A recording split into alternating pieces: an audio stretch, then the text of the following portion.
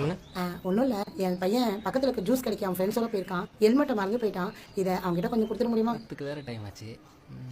Juice கடை தானே, அவரே என்ன வாங்கி சொன்னாங்க. இல்லைப்பா, ஜூஸ் கடை பக்கத்தில் போலீஸ் நிற்கிறாங்களாம், அதான் அவன் பயப்படுறான். இது ஒரு உதவியாக நினச்சி கொஞ்சம் கொடுத்துருங்கப்பா. சரி, ஓகே, கொடுங்க.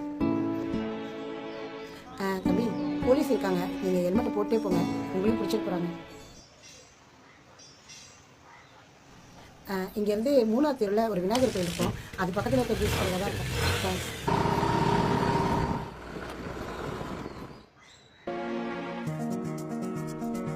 யாருமே இல்லை, இந்த ஏரியா தான் சொன்னாங்க.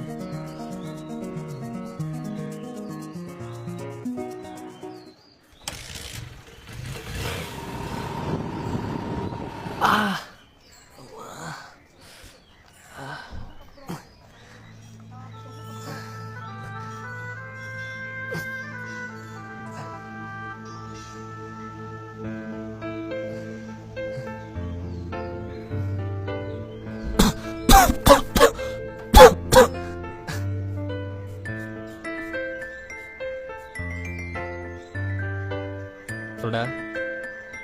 இல்லைடா, வர வழியில் கீழே விழுந்தேன். இல்லை, அடி எதுவும் போடலை, ஹெல்மெட் இருந்துச்சு. அந்த விநாயகர் கோயில் பக்கத்தில் இருக்க ஜூஸ் கடையில் தான் இருப்பான், கொடுத்துருக்கா. சரிம்மா. தம்பி, அங்கே போலீஸ் நிற்கிறாங்களே, ஹெல்மெட்டை போட்டு போப்பா.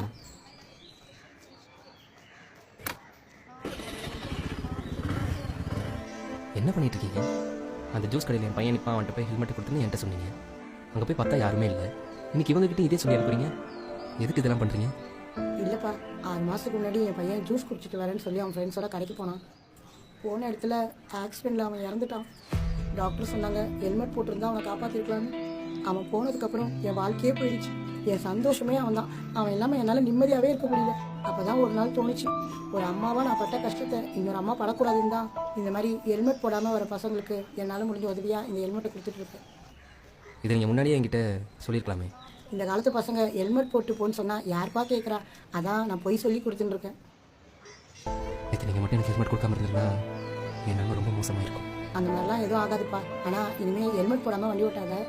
ஏன்னா அப்பா அம்மாங்களுக்கு அவங்க பசங்க இல்லாமல் வாழ்கிற வாழ்க்கை நரகம்ப்பா. அது என்னன்னு உணர்ந்து தான் நான் சொல்கிறேன். கண்டிப்பாம்மா, இனிமேல் ஹெல்மெட் போடாமல் வண்டி ஓட்ட மாட்டேன்.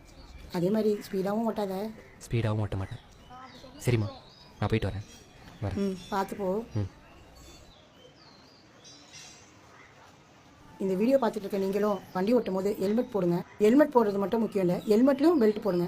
அதேமாதிரி கார் ஓட்டும் போதும் சீட் பெல்ட் போட்டு ஓட்டுங்க. ஏன்னா உங்களுக்காக உங்கள் வீட்டில் உங்கள் அழகான ஃபேமிலி வெயிட் பண்ணிட்டு இருக்காங்கன்றதை மறந்துடாதீங்க.